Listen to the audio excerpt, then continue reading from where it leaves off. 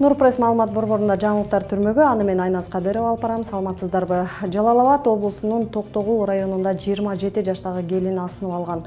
Облустук ички иштер башкармалыгынын маалыматы боюнча окуя 6 февраль күнү саат кечки 8:30 болгон.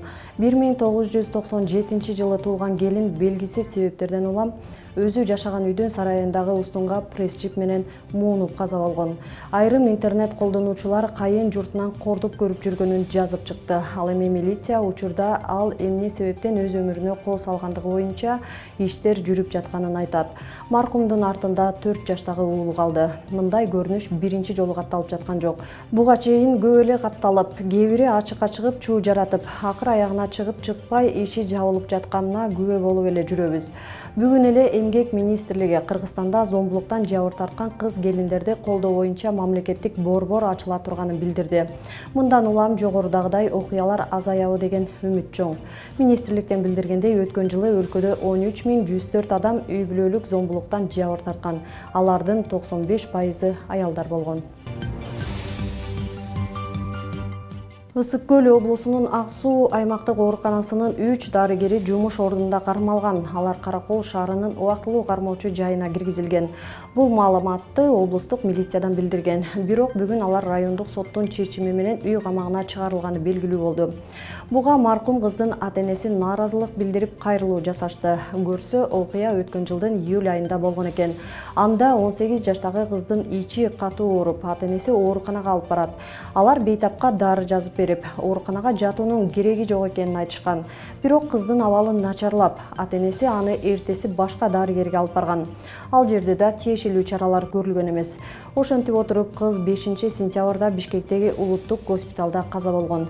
Соттук медициналык экспертиза уулануудан каза болгонун көрсөткөн. Мындан улам маркумдун атасы кызына кайдыгер мамиле жасаган медицина кызматкерлерине чара көрүү өтүнүчү менен милицияга кайрылган. Биякта деген заключение экспертиза, комиссионный экспертизада бүт подробно жазылууда күнөөлөрү. Ошон үчүн суранабыз. Урматтуу Садыр Нуркожоевич, Камчыбек Ташиевич, ушунун баарын өзүңөр көзөмөлгө алып, соттор деген көчө врачтарды домашний арестке чыгарып салды. Бул биздин мамлекетте болобу ушундай? Врачтар деген биздин кызыбызды өлтүрүп коюп, азыр спокойно үйүндө жатат домашний арестта. Буга чейин Улуттук коопсуздук мамлекеттик комитетинин төрагасы Камчыбек Ташиев соодагерлердин ишин жеңилдетүү үчүн базарлардагы ижара акысын кеминде 2 эсе азайтуу керектигин айткан.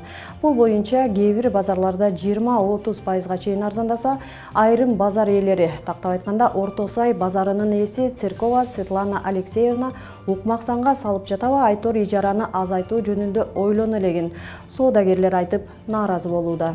Белгилүү болгондой, бир нече апта мурда өлкө башчысы тарабынан базарлардагы ижара акысын арзандатуу жана соодагерлерге шарт түзүү тапшырмасы берилген. Мындан улам министрлер кабинетинин башчысынын орун басары Камчыбек Ташиев базар башчыларына тез арада иретке келтирүүнү тапшырган. Урматтуу базар ээлери, ишкерлер, ошол жерде иштеген жөнөкөй адамдарга шартты түзгүлө. Аренда акыңарды азайткыла. Ошол жерде иштеп аткан жөнөкөй адамдарга, сатуучуларга жакшы шарттарды түзбөсө, өздөрүнүн баягы арендаларын азайтпаса, так элдер менен эсептешпей турган болсо, анда базарларды биз мамлекетке кайтарууга толук бойдон өзүбүздүн саясий эркибиз жетет. Дал ошол күндөн баштап ижара акысы айрым чоң базарларда канчалык бир деңгээлде сатуучуларга арзандатуу болгонун билдирип келишет.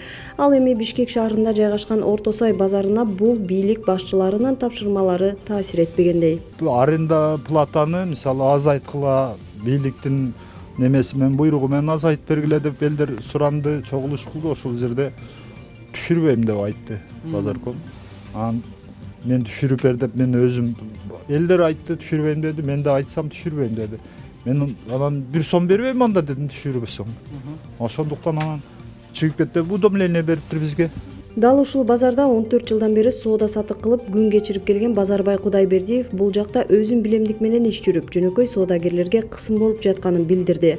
Ошол эле учурда ижара акысын өз билемдик менен көтөргөнү аз келгенсип, алып жаткан төлөмдөргө эч кандай дүмүрчөк берилбей келгендигин билдирди.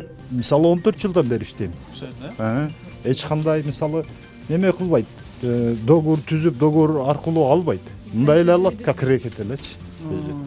Анысыга деле унчукпай берип келатабыз. Айына мисалы 40 миңден төлөйбүз. Каалаган убакта мисалы доллар менен алат. Каалаган мезгилде доллардын курсу болбой калды деп евро менен алат. Бул эмне деген нерсе? Бул орто сайды өзү 3-4 бай кишилер эле ээлеп алгандагын элдерден мисалы 1 метр жер эле уже бир 20 миң да. Атак мындай павильонго кирсең доллар менен төлөтүшөт. Ошон үчүн мен ичине кирип антип соода кыла албайм, мен ага эмем жетпейт. Өткөн аптада Кыргызстандагы ири базарлардын бири Кара Суу базарын мамлекетке өткөрүү боюнча тапшырма берилген. Мунун бирден бир себеби жөнөкөй соодагерлерге шарт түзүп берүү, ижара акысын бир калыпка келтирүү экени айтылган. Мамлекеттик программанын негизинде Кара Суу базары толук бойдон мамлекеттин менчигине өтөт.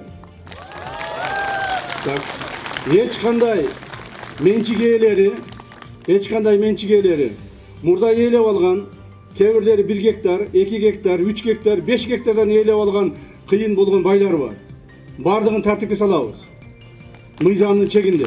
Орто Сай базардагы бир нече сатуучулардын кайрылуусунун негизинде Нурпресс маалымат борбору айтылган дооматтар боюнча жана базар ээлеринин оюн толук чагылдыруу максатында журналисттик иликтөө жүргүзүүнү баштады. Блогер Батмакан Жолдубаева опузалап талап кылуу беренесине шек саналып кармалды. Улуттук коопсуздук боюнча мамлекеттик комитетинин маалыматына ылайык. Ал ушул жылдын январь айында Жалал Абад шаарындагы коомдук тамактануу жайлардын бирине барып, санитардык эпидемиологиялык талаптарга жооп бербегендиги үчүн видеого тартып, Facebook'тагы баракчасына жарыялап, талапка жооп бербеген аталган коомдук жайды мамлекеттик санитардык эпидемиологиялык көзөмөлдүн кызматкери калкалап жатат деген таризде шилтеме калтырган. Блогер видеону өчүрүү үчүн аталган департаменттин кызматкеринен 25 миң сом талап кылып, акчаны алып жаткан жеринен кармалып, УКМКнын убактылуу кармоочу жайына киргизилген. Эскерте кетсек, Батмакан Жолболдуева буга чейин Акипресс маалымат агенттигинин Баткен облусундагы журналистинин каза болгонуна шектелип кармалган. Бул окуяга байланыштуу блогер 2022 жылы 28 мартта камалып, ошол эле жылдын 19 августунда үй камагына чыккан.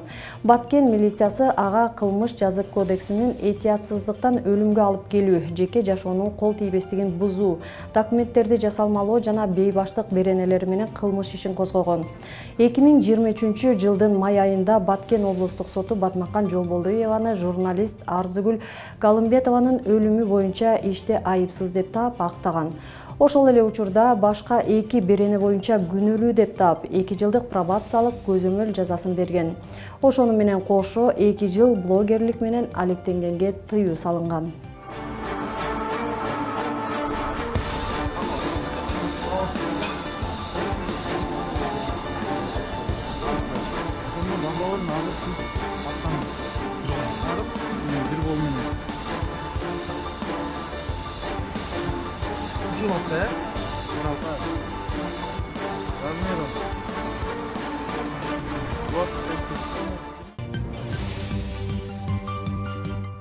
Ноокатта таксисттерден опузалап акча талап кылууга шектүүлөр кармалды. Ички иштер министрлигинен билдиргендей, ушул жылдын 22 январында Ноокат райондук ички иштер бөлүмүнө 1983 жылы туулган жаран арыз менен кайрылган.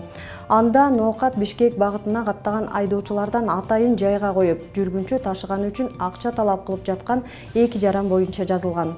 Арыз каттоого алынып, текшерүү башталган. Натыйжада Ноокат районунун 1962 жылы туулган тургуну 20 миң сомду алып жаткан жеринен колго түшкөн. Көп өтпөй анын шериги катары саналган Ош шаарынын 1992 жылы туулган тургуну да кармалган.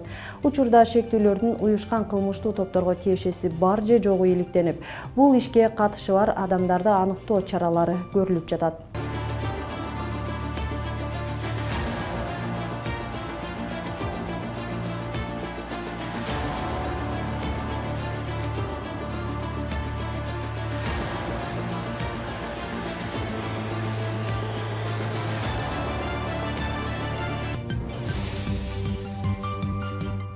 Нурпресстин жаңылыктарын YouTube, Instagram, Telegram, Facebooktан көрө аласыздар. Нурпресс чындыктын изи менен.